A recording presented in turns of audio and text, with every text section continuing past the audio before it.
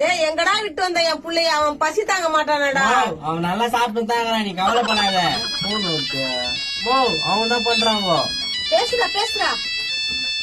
Hello sir, ஒரு நாள் ஆயிடுச்சு, உங்க பையன் பத்திரமா இருக்கான். எப்ப சார் வருவீங்க?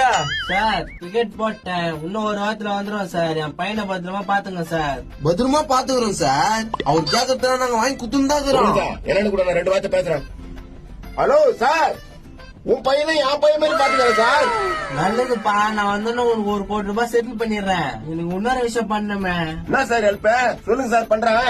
எனக்கு தெரிஞ்ச இன்னும் 2 பேர் இருக்கிறாங்க, அவங்களே அனுப்பிச்சு விடுறேன். அவங்களே பத்திரமா பாத்துக்கோ. என்னது இன்னும் 2 பேரா? ஐயோ இவன் துண்டத்தை பார்த்தா எல்லாத்தையும் கால் பண்றேன் சார். இன்னும் 2 பேர் 3 கோடி ஆகும் சார். பரவாயில்லப்பா, 3 கோடியா தந்துடுறேன். தந்துறீங்களா 3 கோடியா? 3 கோடியா? அட, அது 3 லட்சம்பா. அவன் கேட்கறது எல்லாம் வாங்கி கொடுப்பாங்க. நான் வந்தோன்னு ஃபுல் செட்டில்மெண்ட் பண்ணிடுறேன். ஐயோ நான் பாத்துக்கிறேன் சார். அனுப்பிச்சு வைங்க சார் அவங்கள. லட்டு காலியாக போகுதுண்ணா. துன்பா வாங்கி தர துன்பா, உடனே அனுப்பி வைங்க சார். டேய் எனக்கு ஒரு புடவை எடுத்து கொடுக்க சொல்றா. அப்புறம் இன்னொரு முக்கியமான விஷயம், அவங்களுக்கு ட்ரெஸ் எல்லாம் தரணும். துணி தானே வாங்கி குடுத்துட்டா போச்சு. என்ன சார் இதெல்லாம் பெரிய விஷயமா? சரி, என் பையன் கிட்ட கொஞ்சம் போன் கொடுங்க. உங்க பையன் கிட்ட பேச போறீங்களா? மெனுக்கு இது பாரு. இந்தாடா உங்க அப்பா பேச போறாரு. அப்பாவா? டேய் எங்கடா விட்டு வந்த என் புள்ளைய? அவன் பசி தாங்க மாட்டான்.